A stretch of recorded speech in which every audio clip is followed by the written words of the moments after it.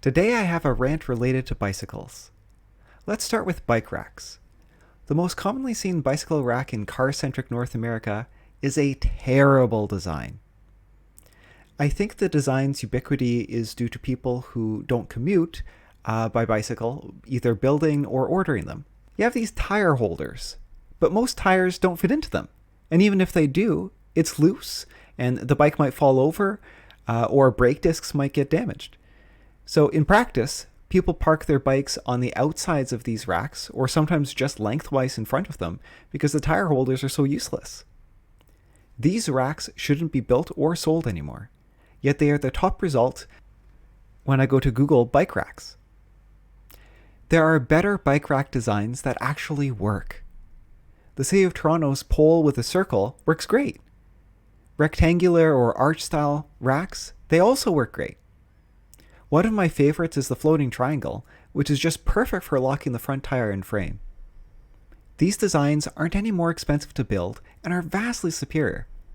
It even feels like superior is the wrong word because that implies the design's performance can be compared, when the bad design is basically unusable. Next, let's talk about bike tires. Now, I have this mostly figured out in countries where people commute by bicycle, but the bike tires that come with a bicycle normally, they suck. And there are much, much better tires available. In small Canadian car-centric cities, you really can't find commuting-style bicycles, just mountain bikes. So that's all I had growing up. When I moved to Montreal, which is the most bicycle-friendly city in North America, by the way, I bought a bicycle which actually seemed to be designed for city use, with actual road tires. But for the first month of owning it, I'm not sure if I ever had a day without a flat tire, and almost every day I would have to abandon the bike to take the metro the rest of the way to work. And every night I would pull, half a dozen pieces of glass or metal out of the tire. I went through multiple patch kits and a dozen replacement tubes. I went to the store I bought the bike from to get another round of hole patching supplies, and from frustration, I got the courage to ask, is there anything I can do about all the flat tires I'm getting? Yeah, well, the tires that came with it were like these racing tires with a super soft rubber, fast tires. I don't want racing tires. I'm not racing to work every day. I want tires that won't get a hole in them every freaking day. And you know what? Puncture-proof tires exist. They even had them in stock.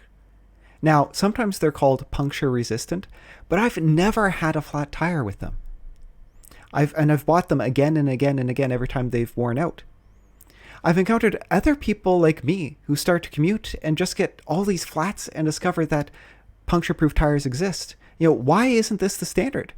Or why isn't the concept that these tires exist and sort of the public consciousness we should know, and we shouldn't put up with these crappy tires that the bicycles come with, and the people selling these bicycles should upgrade us right away. It's such a no-brainer. Now, related to this, the common style of tire for an e-bike seems to be these off-road fat tires. Now, I've been following the trend of e-bikes, and in North America, the first few successful companies were selling these fat tire bikes to outdoor enthusiasts, 10, 20 years ago. But the fat tire trend has extended to commuting style bicycles, and why? These are not off-road vehicles. They make road tires for these tire sizes. Now, if you look at the reviews for the actual proper road tires, every review is something like, oh, this is the best ever. Oh, so much quieter and smoother. Well, of course you're going to have a better experience when you have the proper equipment. I recently bought an e-bike for myself and the wife, and from the design decisions, you could tell it was just designed from a list of features rather than being designed for actual use. They had, needs to fold, needs big fat tires, needs a rack on the back, just on a checklist.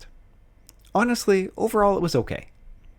One complaint with it is you can't pedal assist as the gearing is too slow compared to the speed of the motor. So pedaling at top gear like a madman gets you 25 kilometers per hour, and then the motor wants to go 32 kilometers per hour. The second issue is the rack behind the seat. It's too far forward. Look at some of these more standard racks on other bikes. We installed a basket, but it hits the bottom of your thighs when pedaling, and I have to lean forward when I stand to pedal, or my calves will hit the bottom of the basket. And you can't install panniers or bike bags because they would interfere with pedaling because the rack is just too far forward. In the last part of my rant, I'll briefly mention city design. This may become its own full rant someday, but I'll recommend the YouTube channel Not Just Bikes if you want to learn more.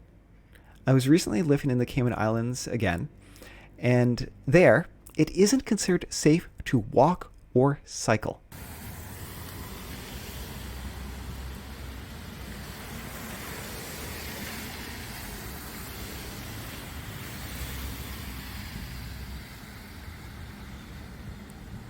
Slapping down a green cyclist picture on two of the most dangerous streets on the island won't make them safer.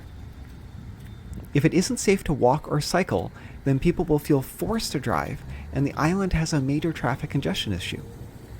If you design a city for people, change building and zoning laws, give people better alternatives to driving, then cities will thrive and even car drivers will be happier. Less people in cars means less traffic.